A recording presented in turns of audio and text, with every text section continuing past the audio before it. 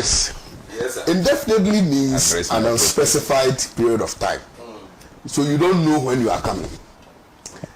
And so, is it not right for the office I have a problem. I have a problem with this country, and I have a problem with the law, and I have a problem with public officials, including lawyers. You see, we like hiding under technicality and legalities too much, and that is what happens. You see, the modus operandi of charlatans in society is to capitalize on weak laws. I associate myself fully to what the Honorable Yusuf Hussein have said. And I'm adding that, look, KOD, yes, if we are to be serious about punishing crime, especially financial crime, we should reduce the technicalities of the law. Catch the man today, hang him tomorrow, case closed. Catch him today, finish him by evening, end of story. When you play with criminals, they are criminals because they are intelligent, generally speaking. Now let me comment on the issue of Mr. Ofori-Atta. In my young understanding of the history of Ghana, I'm yet to appreciate a politician who have worn white more than him, and a politician who have read quotations of the Bible more than him. At least I remember him for that. But I also remember him for the bad economic decisions he's taking and the pressure that has kept on Ghanaians, and how that have affected the fortunes of my party, which we are struggling now to rebrand.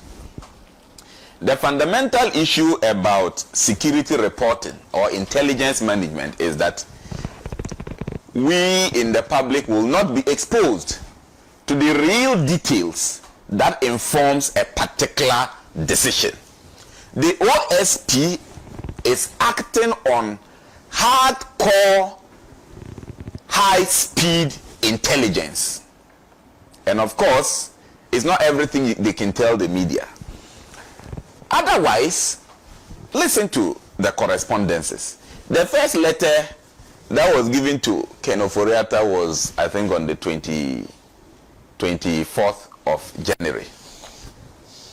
Fast forward, on the 5th of January, a reminder was served.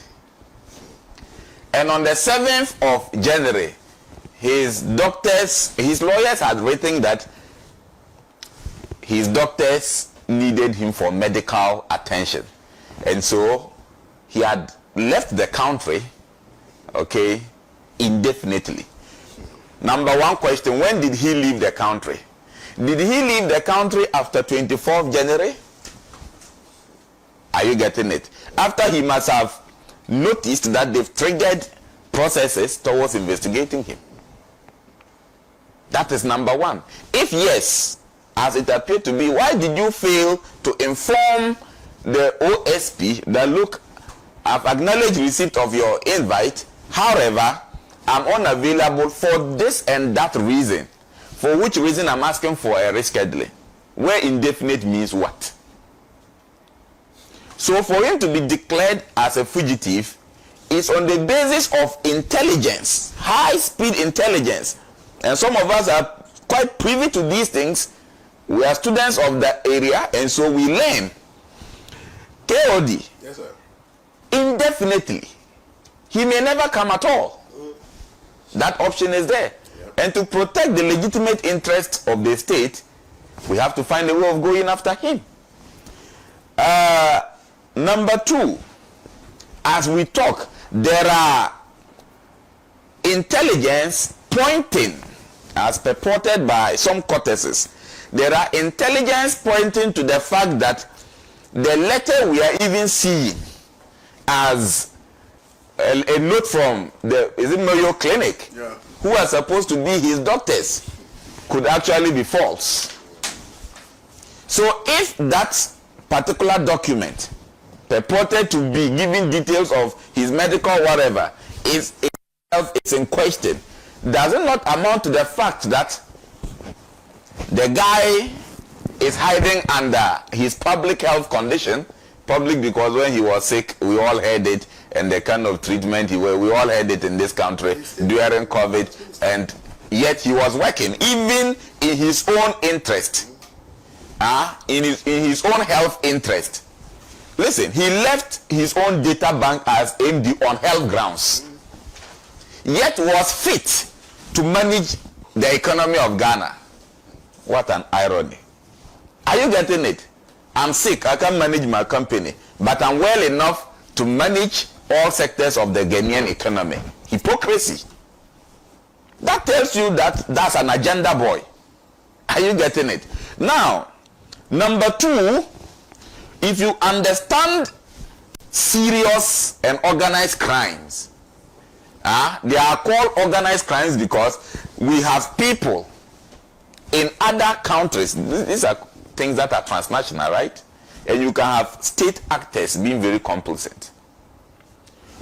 So some elements in America, in the United States of America, must be very interested in whatever happened. Go and look at the profile of the companies involved in the transactions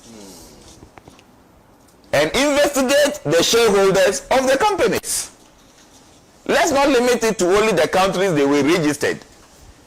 A company can be a Ghanaian company, but the shareholders are not Ghanaians, isn't it? Absolutely. Go and look at that and try to do some intelligent tracing to why, of all places, it is the US he is found now and saying it's indefinite. That is why lawyer Inusaf Hussein is saying that if you are not careful with the use of fugitive, and I believe that we could have used a different term. Okay, you have the people who, no, I understand. But to even make your case very effective, once a person is a fugitive, he can seek asylum. Justice. And yes, extradition now becomes an option. Absolutely. In the absence of, but you know the difficulty with extradition. If you do not have, mutual legal assistance with the country the person is in, and where you are unsure whether they will cooperate fully with extradition, especially so when elements in that country are either co-conspirators to the purported crime you want to investigate, you could have a problem. And that is exactly what will be at play in this matter. I'm telling you, I'm not going to spill a lot on this platform, but watch it in the days coming. I'm telling you. Again, you see, we must trace a history of people. By the way, the son of a thief, let me tell you, the son of a thief, in my local parlance, the son of a thief is feared. Everybody keeps your things well when the son of a thief is around. Not the thief himself, even the son. Even though you have no history of, you may not have history of theft. People are careful how they keep their belongings. So long as you are from a family where your father is recognized as a thief. So those are the issues. But we have a country that was in the hands of people whose parents are openly known as CIA agents. If they are away from the country indefinitely and are actually living in the countries that employed their fathers to work against their own nations, why wouldn't we be afraid, and why wouldn't you declare them fugitives? Elvis. These are descendants of J.B. Dankwa, who was a CIA agent. How sure are we that America will not be protecting the man? Elvis, thank you very much. Look, to conclude, I am in for corruption investigation. I've always maintained that I trust my party, the NPP. Right. So, as many NPP people as possible who are invited for investigation, they should make us proud by going there. All right. Go and prove your case if you've not stolen it. Thank you, Elvis. Case closed. I like the disposition of the MPP people now, because now Asefua is saying Ofori-Atta should carry his own cross. No, but that is the height of hypocrisy. When I was consistently talking about these things, these were the charlatans praising them. Today that things have gone bad, everybody is trying to whitewash. They are all part of the problem. Anyway, anyway. Are you getting it? They are part of it. Why didn't they talk about it when we were in power? They are cowards. Thank you. Timothy Atabwade Awontrim is watching us this morning. It says indefinitely means perpetuity. Ken definitely is a fugitive par excellence. Knowing his... Yes, I send him greetings. Timothy has done a good job for the NDC. I'm surprised he hasn't been given any place yet. I pray that the president's eye will catch him. Timothy has suffered. The president's eye has not been able to catch a lot of people. Timothy has suffered. At least in the case of Timothy, somewhere small. Timothy has suffered.